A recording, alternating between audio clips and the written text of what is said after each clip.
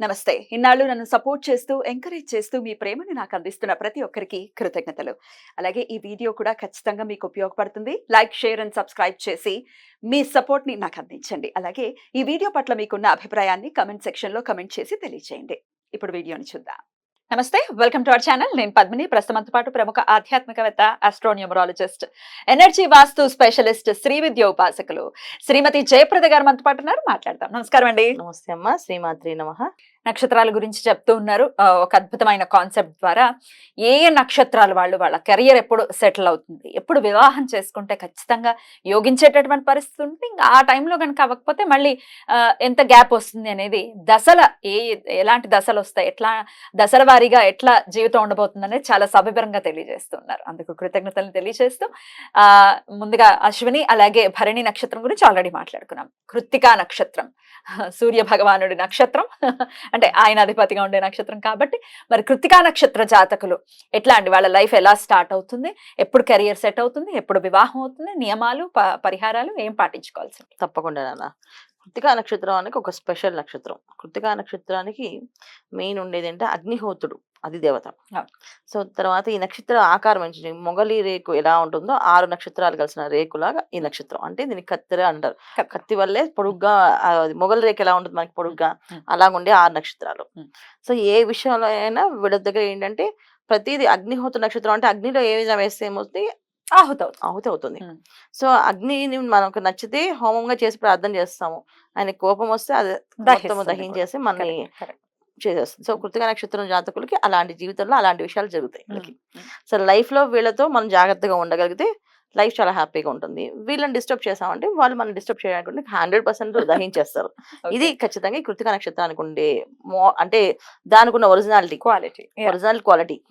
So వాళ్ళది ఏంటంటే అదే కత్తెర అంటారు, లేకపోతే వాళ్ళు కటుగా మాట్లాడతారు అంటారు, కత్తిరిస్తారు అంటారు. సో కత్తిరించడము, కటుగా మాట్లాడడం ఈ రెండు పక్కన పెట్టేస్తే అవన్నీ కాదు మెయిన్.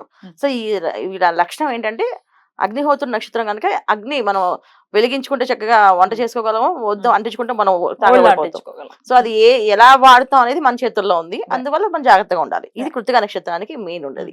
సో కృత్తికా నక్షత్రంలో ఎవరైనా పుట్టితే 6 సంవత్సరాల వీళ్ళకి రవి మహాదశ. సో ఎందుకంటే ఈ నక్షత్రానికి అధిపతి రవి. సో అందుకని రవి మహాదశ ఏంటంటే రవి జాతకంలో వాళ్ళకి రవి ఏ స్థానం బట్టి చాలా మందికి ఏంటి కృత్తికా నక్షత్రంలో చాలా చిన్న వయసులోనే తండ్రి దగ్గర నుంచి దూరం అయ్యే అవకాశాలు ఉంటాయి. సో రవి స్థానం బాగాలేకపోతే, తర్వాత రవి ఒక అనుగ్రహం లేకపోతే ఆరోగ్యం అసలు చాలా ఇబ్బందిగా ఉంటుంది. చాలా మంది పిల్లలు హాస్పిటల్కి వెళ్ళి రావడం చాలా కొంచెం ఇబ్బంది పడుతుంటారు. సో రవి ఉండే స్థానం బలం బట్టి అక్కడ అంటే వాళ్ళ జన్మజాతకంలో రవి ఎక్కడ ఉన్నాడు దాన్ని బట్టి వీళ్ళకి ఆ యోగం అనేది ఈ 6 సంవత్సరాలు అనేది ఒక గండం లాగా, ఒక రకంగా గండమే. అందుకే చిన్నప్పుడు ఏంటంటే మనకి నక్షత్రం చూసుకోండి, తారాబలం ప్రకారం పేరు పెట్టేసుకొని చెప్తారు, జాతకం చూడదని చెప్తారు. ఎందుకంటే బాలరిష్ట దోషాలు అంటారు. సో ఈ బాలరిష్ట దోషాలు ఎక్కువగా ఉండేది ఏంటి, ఈ కృత్తికా నక్షత్రం వాళ్ళకి, చంద్రుడికి సంబంధించిన నక్షత్రాల వాళ్ళకి ఈ బాలరిష్ట దోషాలు ఉంటాయి. సో అందుకని జాగ్రత్తగా అసలు జాతకం చెక్ చేయకండి. తల్లిదండ్రులు ఒక యోగాలు వాళ్ళ జాతకం బట్టి వీళ్ళకి ఆ యోగం కలిసి వస్తుందని చెప్తా అంటాం. సో 6 సంవత్సరాలు కొంచెం గండకాలం వీళ్ళకి. ఈ గండకాలం దాటిన తర్వాత వీళ్ళకి రవి మహాదశ తర్వాత చంద్ర మహాదశ. సో రవిచంద్రులు ఇద్దరు కూడా యోగకాలం కనుక యోగిస్తారు. చంద్రుడు కొంచెం వీళ్ళకి 10 ఏళ్ళు. చంద్రుడు మంచి స్థానంలో ఉంటే లగ్నానికి బ్రహ్మాండంగా హ్యాపీ, అంటే ఎంత హ్యాపీగా లైఫ్ ఉంటుందని అంత హ్యాపీగా ఉంటుంది. లేకపోతే స్ట్రగుల్స్ ఫేస్ చేస్తూ ఇబ్బంది పడుతూ ముందుకెళ్ళాలి. చంద్రుడు ఎలా అయినా ఒకటో పాదం అయితే మేషంలో ఉంటాడు, లేకపోతే వృషభంలో ఉంటారు. కానీ ఆయన ఆ జాతకానికి లగ్నానికి ఆయన ఏమవుతున్నాడు అది ఇంపార్టెంట్ కదా. సో అందుకని ఖచ్చితంగా చంద్ర మహాదశ వీళ్ళకి స్టార్ట్ అయినప్పుడు రవి మహాదశ చంద్రుడి మహాదశ జనరల్ గా స్టార్ట్ అవుతుంది. ఆ దశ ఎప్పుడు ఎలా ఉంటుంది అనేది ఏంటంటే జాతకంలో ఉన్న చంద్రుడు బట్టి. సో బాగుంటే బ్రహ్మాండంగా చదువు యోగము అన్ని బాగుంటాయి. బాగలేకపోతే చదువు కష్టం పడి, కొంతమంది పిల్లలు చిన్నప్పుడు అసలు చదవరు, పలక్కున పొలవ పెట్టి రాయడం, మా అబ్బాయి చేత రాయిపిస్తాం అని మర్చిపోద్దని చంద్రుడు కుజమాదశ యోగిచ్చే అవకాశం ఉంటుంది. ఎందుకంటే మేషానికి కుజుడు అధిపతిగా ఒకటో పాదం అయితే బ్రహ్మాండంగా కుజమాదశ వీళ్ళకి బ్రహ్మాండంగా చదివే అవకాశం ఉంది. సో పర్లేదు, ఒకవేళ వీళ్ళు మేషరాశికి వృషభ రాశి అయినా సరే కుజమాదశ వీళ్ళకి యోగిస్తుంది, కృత్తికా నక్షత్రానికి యోగిస్తుంది. కుజుడు ఎక్కడున్నా సరే వీళ్ళకి ఆ ఎడ్యుకేషన్ టైంలో ఏంటంటే యోగిస్తారు. సో చదువు నెమ్మగా అవుతుంది. తర్వాత వచ్చేది రాహు మహాదశ. రాహు ఇక్కడ మెయిన్ కావాల్సిందంటే రాహు వృషభ రాశిలో ఈ నక్షత్రం కృతిక నక్షత్రం వాళ్ళకి రాహు యోగకారకుడే వృషభ రాశికి అయితే. అవునా? అవును. కాకపోతే ఏంటి రాహు ఎక్కడ చూసుకుంటే ఈ రాహు మధ్యలో లైఫ్ సెటిల్మెంట్ అయిపోతుంది. 18 సంవత్సరాలు, 18 అంతా ఇంత కాదు బాబోయ్. అంటే ఇంచుమించు టీనేజ్ నుంచి కూడా రాహు స్టార్ట్ అయిపోతుంది. 18 నుంచి 18 ఏళ్ళు. సో హ్యాపీగా ఈ రాహు మధ్యలో వీళ్ళు సెటిల్ అవ్వాలి లైఫ్ లో.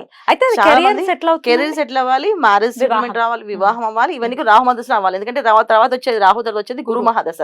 గురు మహాదశ యోగిస్తాను గ్యారంటీ లేదు. వృషభ రాశికి గురువు యోగకారకుడు కాదు జనరల్ గా.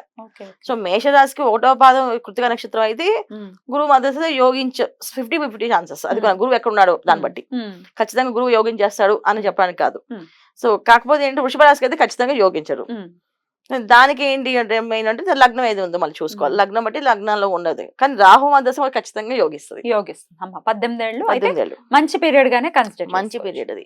సో చాలా మందికి రాహు దశలోనే వాళ్ళు స్టార్లు అయ్యి సినిమా స్టార్లు అవడానికి వాళ్ళు ఉన్నట్టు నైట్ స్టార్లు అయిపోయి చదువు సంజయ్ లేదు కానీ ఇప్పుడు వాడు మంచి గిటార్ ప్లే అయ్యారు, ప్లే చేయడం అవుతుంది, హార్మోనియన్స్ ప్లే చేయడం అవుతుంది, కొంతమంది డ్రమ్స్ బాగా ఇష్టపడుతుంటారు. ఇవన్నీ ఏంటంటే చంద్రుడు ఒక కళలు అనమాట. సో చంద్రుడు వాళ్ళ యోగాలంలో వీళ్ళకి ఇంట్రెస్ట్. కొంతమంది రైటర్స్ గా అవడానికి, కొంతమంది డైరెక్టర్స్ గా అవడానికి, కొంతమంది ఫిల్మ్ ఇండస్ట్రీలో ప్రొడ్యూసర్స్ గా డెవలప్ అవడానికి అన్నిటికీ కారణం రాహు దశ. యాక్టర్స్ కూడా వాళ్ళే ఖచ్చితంగా. సో యాక్టర్స్ కూడా దాంట్లో ఉంటుంది. అంటే శుక్రుడు మళ్ళీ దానికి యాక్టర్స్ అంటే శుక్రుడు ఎక్కడ ఉన్నాడో చూడాలి మనం జాతకంలో. కానీ ఈ నక్షత్రం వీళ్ళకైతే ఇవన్నీ అవకాశాలు ఉన్నాయి. రాహు దశలో వచ్చే యోగాలు ఇవన్నీ అవకాశాలు ఉంటాయి. ఇంచుమించు 37 సంవత్సరాల వరకు కూడా రాహు మహాదశలోనే ఉంటారు. అవును కదండి. ఈ 37 ఇయర్స్ లోనే అన్ని అయిపోతాయి. కెరియర్ సెటిల్ అయిపోవటం, పెళ్లి అయిపోతుంది, పెళ్లి అవ్వాలి అని కంపల్సరీగా. చాలా మంది ఏంటంటే కృతిక నక్షత్రంలో ఉన్న వాళ్ళు అంటే మేము సెటిల్ అయ్యాక చేసుకుందాం అనే ఒక ఆలోచన వస్తుంది. ఇది అలా కాదు. వీళ్ళకి ఏంటంటే ఖచ్చితంగా 20-22 ఏళ్ళు ఆ అమ్మాయిలకి, 20-24 ఏళ్ళ నుంచి అబ్బాయిలకి 26-27 లోపు చేయాలి.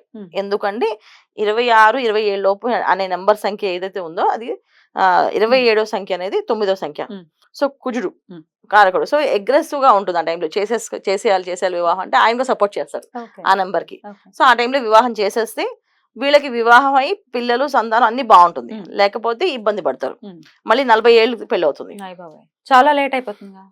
కృతిక నక్షత్రం వాళ్ళు చేసుకుంటే ఇప్పుడు చేసుకోలేదు, 40 ఏళ్ళ తర్వాత చేసుకోవాలి. అంటే మధ్యలో చేసుకుంటే అంత డిస్టర్బెన్సెస్ వీళ్ళు అనుకున్న ప్లాన్లు ఏవైతే మాకు డౌట్లు ఉన్నాయి, మాకు ఇలా ఉన్నాయి అని అనిపిస్తుందో అవన్నీ వచ్చేస్తాయి. సో అయితే 25 నుంచి 27 లోపు అబ్బాయిలకి, 21 నుంచి 23 లోపు అమ్మాయిలకి. ఇది కరెక్ట్ ఏజ్. రైట్ అండి. ఇక ఎట్లాంటి నియమాలు పాటించాలి లైఫ్ లాంగ్ వీళ్ళు, అలాగే ఎట్లాంటి పరిహారాలు చేసుకోవాలి? కృతిక నక్షత్రం వాళ్ళది రవి అధిపతి. సో కంపల్సరీగా ఏంటంటే తల్లిదండ్రులు వీళ్ళకుంటే తల్లిదండ్రులకి గౌరవించడం, తండ్రికి ఏ రోజు ఏదో చెప్పకూడదు. తండ్రి అసహనపరుడైనా సరే, ఒకవేళ తండ్రి వీళ్ళ దృష్టిలో తండ్రి వీళ్ళకి నచ్చకపోయినా సరే, ఒక వీళ్ళ దృష్టిలో తండ్రి వీళ్ళు లెక్క చేయకపోయినా వీళ్ళు మాత్రం తండ్రిని గౌరవించడం ఏంటి. తర్వాత తండ్రి వయసులో ఉన్న వాళ్ళని గౌరవంగా మాట్లాడడం, సూర్య భగవాన్ని ప్రార్థన చేయడం, ప్రతిరోజు సూర్య నమస్కారం చేయడం, సూర్య భగవాన్ని ఆరాధించడం. ఆయన్ని ఎప్పుడైతే ఆరాధిస్తామో ఆరోగ్యం కుదురుపడుతుంది. కృతిక నక్షత్రం వాళ్ళకి ఆరోగ్య సమస్యలు మామూలుగా ఉండవు, చాలా ఎక్కువగా ఉంటాయి. సో ఆరోగ్య సమస్యలు ఎంత భయంకరంగా ఉంటాయంటే ఒక్కొక్కసారి చాలా వరకు ఆ అమ్మాయిలకి అబ్బాయిలకి అయితే ఏదో ఒక రకమైన యాక్సిడెంట్ అవుతుంది. మళ్ళీ హాస్పిటల్ సెటిల్ అవుతున్న టైంలో యాక్సిడెంట్ అవడం, మంచం మీద ఉండడం, ఆ కాళ్ళు కట్టేయడం, మళ్ళీ 6 నెలలు కట్టు 3 నెలలు కట్టు అని చెప్పేసి చేతులు కట్టేయడం, దీనికి కట్టేయడం వేస్తూనే ఉంటారు. అమ్మాయిలకైతే బ్లడ్ బాగా లాస్ అవుతుంటది. సో ఐరన్ కాల్షియం బాగా తగ్గుతుంటది. ప్రతిసారి సన్న చువ్వల్లా ఉంటారు పిల్లలు చాలా వరకు. అది తెలిసిపోతుంటది. మొహంలో ఒక కళ ఉండకుండా ఇబ్బంది పడే అవకాశాలు ఉంటాయి. సో అందుకని అంటే సూర్య భగవాన్ ఆరాధించడం వల్ల సో ఆరోగ్యం కుదురుగా ఉంటుంది. మెయిన్ వీళ్ళ ఆరోగ్యం కాపాడుకోవాలి. మిగతా దిదట్లన్నీ ఉన్నాయి వీళ్ళకి. ఎక్కడ ఏం మాట్లాడితే ఎలా కట్ చేయాలి, ఎలా చేయాలి అన్ని విషయాలు తెలుసు వాళ్ళకి. మెయిన్ ఏంటంటే ఆరోగ్యం వాళ్ళ చేతిలో ఉండదు. ఆరోగ్యాన్ని కాపాడుకోవాలంటే వీళ్ళకి చేయాల్సిన పని మెయిన్ ఆదివారం పూట సూర్య నమస్కారాలు చేయడం, తర్వాత భాస్కర స్తోత్రం అని చెప్పేసి ఉంటుంది, తర్వాత ఆదిత్య హృదయం ఉంటుంది, ఇవి చదవడం. ఇవి రాకపోతే ప్రదక్షిణాలు చేయడం, చక్కగా రావి చెట్టు ఉన్న శివాలయంలో, నవగ్రహాలు ఉన్న చోట ప్రదక్షిణాలు ఆదివారం పూట వెళ్ళి ప్రదక్షిణాలు చేయడం Yeah. చేయడం వల్ల వీళ్ళకి ఆ యోగం కలుగుతుంది. బ్యూటిఫుల్ అండి, బ్యూటిఫుల్. చాలా అద్భుతంగా వివరించారు. సో డెఫినెట్ గా మంచి మంచి నక్షత్రమే కృతికా నక్షత్రం అంటే. అంటే ఇంచుమించు 35-37 ఇయర్స్ లోపు సెటిల్మెంట్ అంతా అయిపోయే పరిస్థితి ఉంటుంది ఈ నక్షత్రం వాళ్ళు వివరించారు. ఇక నెక్స్ట్ ఎపిసోడ్ లో రోహిణి నక్షత్రం గురించి మాట్లాడుకుందాం. నమస్కారం అండి. నమస్తే అమ్మ, శ్రీమాత్రే నమః.